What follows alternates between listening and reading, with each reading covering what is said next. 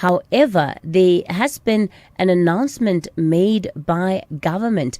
The original announcement on Monday was for a 6 Rand 19 cent increase on diesel. Yesterday, the Department of Minerals and Petroleum Resources admitting that there was a decimal point error. A 93-cent fuel levy reduction had been entered as 0.3 cents. And it's a mistake in the calculation that would have seen us pay more for diesel than what we should have. Robert Mage is the Director of Fuel Pricing Mechanism at the Department of Mineral and Petroleum Resources. He joins us now. Robert, good morning to you. Thank you for your time. Firstly, let's talk about the error, right? When one looks at it, you can think, well, these are the kind of mistakes that people make working with numbers. It can happen. But the fact that it's coming from a national department, it does seem that it is a sloppy mistake to have happened. Morning, Kathy, and good morning to the listeners. Yes. Indeed, the mistake is very much regrettable. Instead of having 93 cents reduction on the diesel, we had 0.93, and this was picked up after we had already released the announcement. Remember that our pricing formula is transparent, so industry players and everybody else can also double check on the calculations that we've done as the department when we released the numbers. So it was picked up, and we indeed went back to the calculation and corrected the mistake. Hence, the diesel now will increase by 5.27 cents. Who picked up on this error? Was it internally, or did you pick it up because there were people externally that questioned the figure? Look, externally we thought everything was right because hence the publication was made through the department that the prices will go up that way.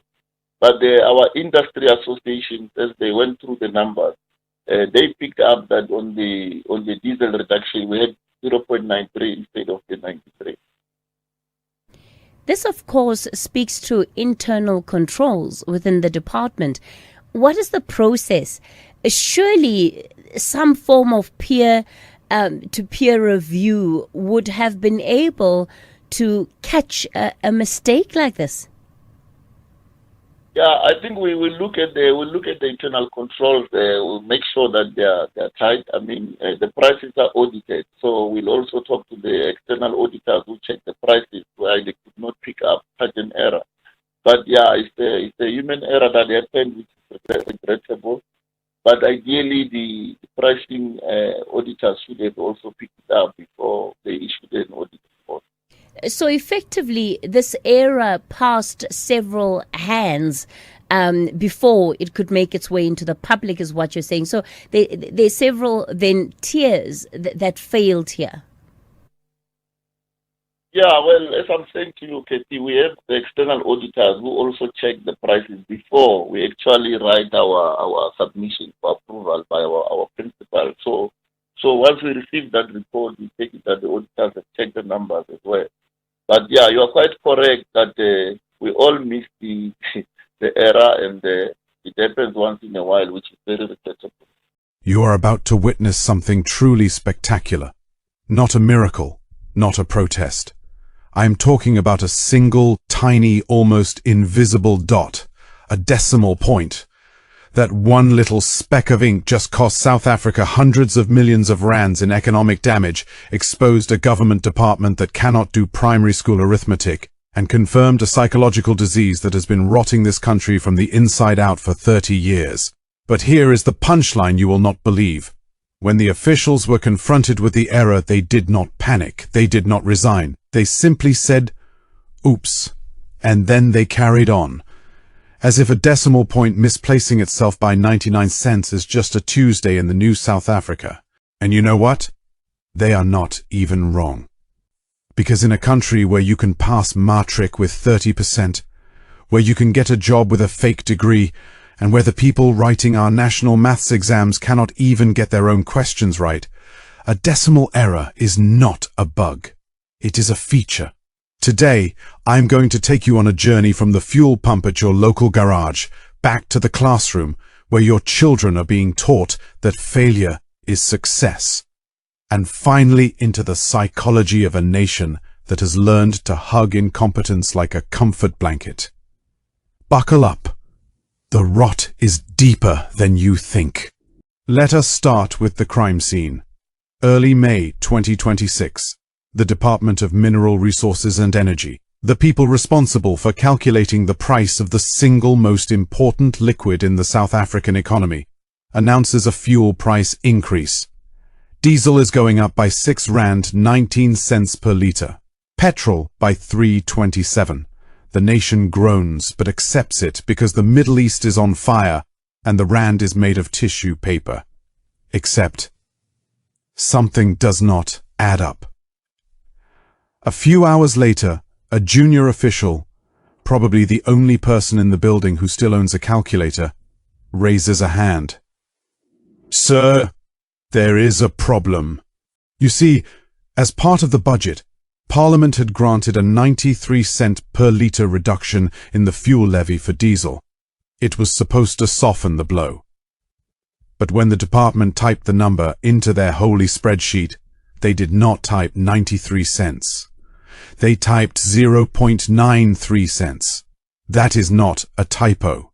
That is a cognitive meltdown. 93 cents became less than 1 cent. A reduction meant to save you money at the pump evaporated into thin air because somebody, some fully grown adult with a government badge, looked at the number 93 and decided that the decimal point belonged way over on the left. The correct increase should have been R5.27. Instead, they announced 6.19. That is a difference of 92.7 cents per litre. Do you understand what 92.7 cents per litre means for a truck driver moving goods from Durban to Johannesburg? It means thousands of rands out of his pocket. It means your loaf of bread just got more expensive. It means inflation is now wearing a government name tag. And when the media asked for an explanation, the department said, and I quote, "an honest administrative error." Honest. Yes. Because nothing says honesty like accidentally robbing every diesel user in the country of nearly R1 per litre. Now, here is where the sarcasm has to be applied with a blowtorch. Because the truly hilarious part is that the department did not even catch the error themselves. A journalist or an industry insider spotted it. Some poor soul who actually understands that 93 is not the same as 0.93. Imagine being that person. You are sitting at your desk, you see the gazetted fuel price, you do the math in your head, and you think, am I going insane? No. The government is. So they issue a correction, a public apology. And then the minister, bless his heart, promises a full review of the fuel pricing mechanism. It's a full review, as if the mechanism is the problem. The mechanism is basic arithmetic. Addition, subtraction, multiplication, division, grade 6 stuff. The problem is not the mechanism. The problem is the people operating the mechanism. And this brings us to the question that no one in power wants you to ask. How did a person who cannot tell the difference between 93 cents and 0.93 cents get to sit at that desk in the first place? Who hired them? What did their CV look like? Did it say proficient in Microsoft Paint, expert in blaming load shedding, can count to 10 if you remove the 9? I am being cruel. But the cruelty is earned, because the answer to that question lives in a place you already know. The South African education system, and specifically the sacred, untouchable 30% pass mark. Let us talk about this number. 30%. In any sane country, 30% is a catastrophic failure. It is the score you get when you write your name at the top of the paper, guess all the multiple choice answers as C, and then fall asleep. In South Africa, 30% is a pass. Not a pass with conditions. Not a supplementary pass. A pass. You can go into the world with a matric certificate that says you achieved 30% for mathematics, and you are legally allowed to apply for jobs that require numeracy. You can become a fuel price calculator. You can become a teacher. You can become a government official. And the psychological effect of this is devastating and invisible. When you tell a child that 30% is acceptable, you are not helping them. You are wiring their brain to believe that excellence is optional, that precision is for nerds, and that close enough is good enough. That child grows up, gets a job, and one day sits in front of a spreadsheet. He sees the number 93. He needs to enter it as a decimal. His brain, trained from grade 8 to accept mediocrity, whispers, "It does not matter if you put the 0 in the wrong place. They will still give you a certificate." And he drops the decimal. And the country pays the price, literally. This is not a joke. This is behavioral economics meets educational nihilism. But do not take my word for it. Let us look at the evidence that the rot is not just in the classrooms, but in the very exams that are supposed to test the system. In 2022, the Department of Basic Education released the Mathematics Paper 2 for the National Senior Certificate. And on that paper, question 501 was, and I will use the technical term, a dumpster fire. The question was unsolvable. Not difficult, not tricky. Unsolvable. As in, there was no correct answer because the typesetter, in a heroic act of incompetence, had changed a number while trying to fix a font error. And here is the kicker. That paper had gone through 4 layers of checks. 4. Internal moderation, external moderation, editing, proofreading. 4 separate human beings, each paid to catch exactly this kind of mistake, looked at that question and said, "Looks good to me. Ship it." When the error was discovered, Umalusi, the quality assurer, had to mark the paper out of 143 instead of 150. 7 marks vanished into thin air, and do you know what the official response was? They said it was an isolated incident. Isolated? Let me show you a timeline. 2008, exam papers lacked foundational questions. 2012, printing errors. 2022, maths paper 2, unsolvable. Also, 2022, errors in Sapedi, maths literacy, and history. 2023, physical sciences formula missing. 2024, geography paper 2 had an error worth 79 marks. 79 marks! That is more than half the paper. Nearly 1,000 students had to quarantine and rewrite. 2025, more errors flagged. 2026, Umalusi admits errors in the marking guidelines for the previous year. This is not a series of incidents. This is a system that has surrendered. It has stopped trying to be correct. It has decided that correctness is a colonial construct, and that effort is the new accuracy. Now, let me connect the final wire. Who is running these departments? Who is hiring the people who cannot spot a decimal error or an unsolvable maths question? We have documented evidence. Multiple ministers, including the very minister responsible for the fuel price fiasco, have been caught trying to appoint unqualified individuals to senior posts. The Department of Public Service and Administration has on record rejected requests to waive qualification requirements for political allies. In one case, a minister tried to appoint a person without an NQF Level 7 qualification, which is the absolute minimum for a professional role. The request was denied. Twice. And yet, the person ended up in a senior position anyway. Through what mechanism? Through the back door. Through acting capacity. Through the slow erosion of rules by people who believe that loyalty is more important than literacy. This is cadre deployment, not as a policy but as a psychosis.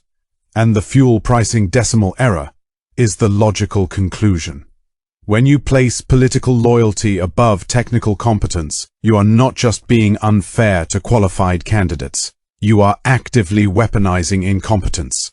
You are building a state that cannot calculate its own fuel prices. There is a psychological term for what we are witnessing. It is called learned helplessness. But there is another, darker one. Normalization of deviance. In high-risk industries like aviation or nuclear power, Normalization of deviance is when people start accepting small errors as routine because nothing catastrophic has happened yet. The error becomes the new normal. Then the error gets bigger, and then one day the plane crashes. South Africa has normalized deviance to an art form. A decimal error, normal. An unsolvable exam paper, normal. A 30% pass mark, encouraged. A minister who cannot do basic arithmetic, promoted. We have built an entire culture around the idea that failure is okay as long as you apologize afterwards. But here is the brutal truth. Apologies do not fuel trucks. Apologies do not feed children. Apologies do not fix the economy. When you get the fuel price wrong by 92 cents, you are not making an honest mistake. You are making poor people poorer. You are driving inflation. You are destroying the last shred of trust that citizens have in their government. And you are doing it because you could not be bothered to hire someone who passed maths with more than 30%. Let me spell out the grave nature of this rot. It is not just about money. It is about legitimacy. A government that cannot correctly calculate the price of fuel has no moral authority to collect taxes. A government that allows unsolvable maths questions in a national exam has no right to issue certificates. A government that hires unqualified people to run technical departments is not a government. It is a criminal enterprise wearing a blazer. And the consequences are already here. Every time a truck driver pays more for diesel because of a decimal error, that driver knows. He knows that somewhere in Pretoria, a person who should be sweeping floors is sitting in an air-conditioned office, typing zeros into spreadsheets and earning a salary that your grandmother never saw in her lifetime. The social contract is not just broken. It has been shredded, set on fire, and then the ashes have been sold to a Gupta-linked middleman.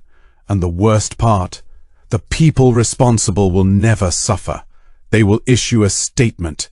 They will promise a review. They will blame apartheid or the previous administration, and then next month they will make another error, and another, because the system is designed to protect them, not you. So, where does this leave us? I am not going to give you a happy ending. I am not going to tell you to vote harder, or sign a petition, or share this video. Those things are fine, but they are not going to fix a decimal point that was misplaced by a person who should never have been in that room. The truth is simpler and more terrifying.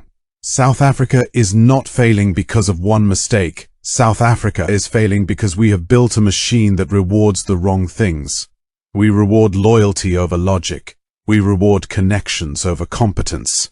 We reward 30% over excellence. And until that changes, until we demand that fuel price calculators actually know what a decimal point is, until we burn the sacred cow of a 30% pass mark, until we fire every unqualified political appointee and replace them with people who can solve a quadratic equation, the decimal errors will keep coming. And they will get bigger. And one day, the decimal will not be 92 cents off. It will be 92 rand. And we will all look back at May 2026 as the good old days, when a mistake only cost you a loaf of bread. I wish I had a solution. I do not. But I have a question for you, the person watching this. The next time you fill up your car, look at the price on the pump and ask yourself, who calculated this number? What did they pass in matric? And are they proud of themselves? Because they should not be, and neither should we. Hit subscribe if you still believe that 2 + 2 should equal 4. I will see you in the next video. Or maybe I will not. The algorithm might get its decimal wrong too.